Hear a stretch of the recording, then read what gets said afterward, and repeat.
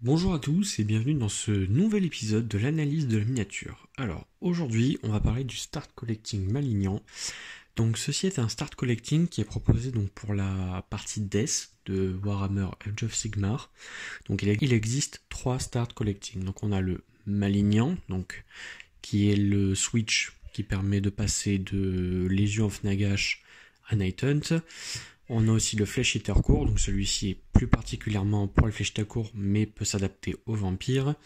Et on a l'an dernier, c'est le Start Collecting Skeleton, donc qui celui-ci est vraiment pour la Légion de Nagash ou qui peut aller pour les Ossiarchs. Pour parler de ce Start Collecting, donc il faut savoir qu'il se trouve pour moins de 80€ chez Games Workshop et on le trouve chez Wayland entre 40 et 50€, donc c'est le prix moyen. Dans ce Start Collecting, vous avez un Mortis Engine, 3 esprits et 5 cavaliers fantômes. Donc, à savoir, c'est que ce Start Collecting est l'un des plus intéressants de la Death. Pourquoi ? Déjà, on va parler de cette figurine, donc le Mortis Engine. Donc en fait, le Mortis Engine, si vous voulez, il y a 3 possibilités. Une version donc Mortis Engine, et vous avez 2 versions, on va dire, vampires. Vous avez le Coven Throne qui est le plus connu et vous avez le Trône de Sabbath. Donc sur cette version-là, en fait, vous avez un nécromancien accompagné de 3 banshees, donc 3 esprits. Donc ça, c'est la version 1 que j'ai montée. Et en fait, grâce à cette pièce, vous bénéficiez en fait de 3 vampires. Donc les socles ne sont pas fournis, attention, il faudra un petit peu resculpter. Mais en fait, ça vous permet de vous faire 3 vampires pour pas très cher. Attendez, hop, je vais essayer de vous montrer un peu mieux. Donc il faut savoir quand même que un Lord Vampire, c'est au moins cher une dizaine d'euros. Au plus cher, on est sur 22€ et quelques. Hop, voilà. Donc ça permet de faire 3 Lord Vampires. Donc si on prend au plus cher 22€, ça fait quand même 66€ d'économie. Sachant que ce Mortis Engine, donc il peut être monté, comme je l'ai dit, en Coven Throne. Alors la différence avec le Coven Throne, c'est qu'en fait, cette fois-ci, vous avez les 3 vampires qui sont montés.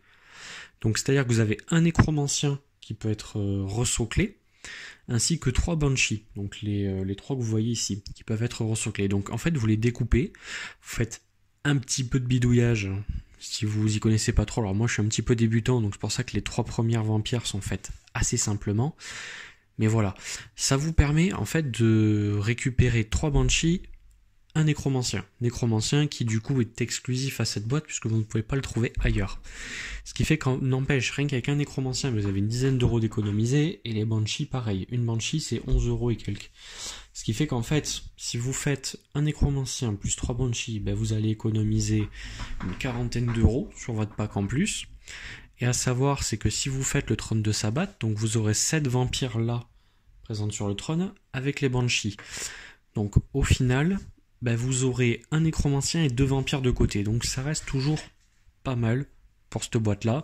Sachant qu'en plus dedans, vous avez 3 spectres. Alors si jamais vous les jouez pas, toujours possibilité de les mettre sur un socle. Voilà, ça fait toujours bien de petits esprits sur un socle. Après voilà, ce qui est bien c'est que vous avez des petits décors, donc comme là vous avez une petite stèle avec des bougies, voilà. C'est l'occasion en fait de récupérer ces petits décors si vous souhaitez pour le mettre sur des plus gros socles qui eux n'ont pas de décor. Et après, partie un petit peu moins intéressante, mais bon, vous avez les cavaliers, voilà, donc il y en a 5, donc vous avez la possibilité eux de les monter soit en chevalier squelette, soit en express. Donc là, cela c'est la version pour être le switch entre Night Hunt et Legion of Nagash. Mais bon, si vous êtes collectionneur comme moi, bon moi je vais en monter 10 parce que je vais prendre ce pack là 3 fois en fait pour me faire les 3 engins. Mais voilà, je vais m'en garder 10 comme ça et le reste va partir en chevalier noir squelette. Donc ce kit est vraiment pas mal. Donc je sais pas trop si dans la Death, les 2 autres kits que vous avez, donc le Flesh Eater court, quand je vous parlais de passer en vampire, c'est parce que dedans vous pouvez assembler le dragon zombie avec Prince Vordrai ou un vampire classique.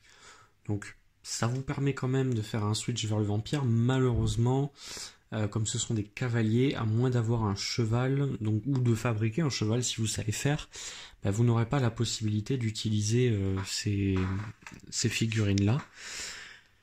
Pareil pour le Skeleton. Alors, l'avantage du Skeleton, c'est qu'en fait, ça vous permet d'avoir les 3 Mortarks, donc d'avoir Neferata, d'avoir le Arcane et d'avoir le Manfred von Kasten.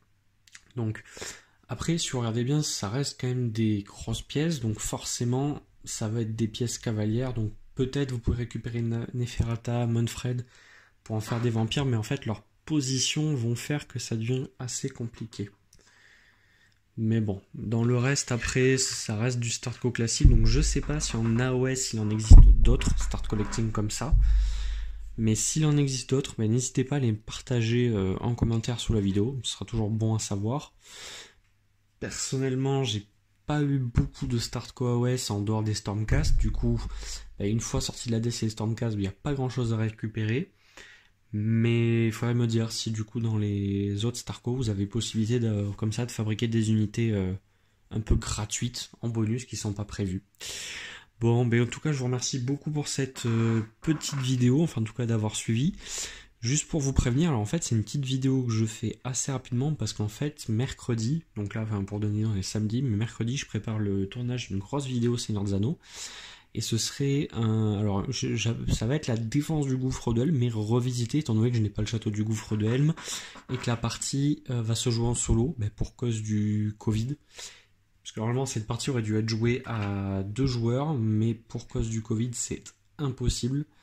Du coup, comme je vais devoir jouer tout seul, je vais quand même avoir un peu moins de 1900 points de côté du bien, et de 2700 et quelques côté du mal.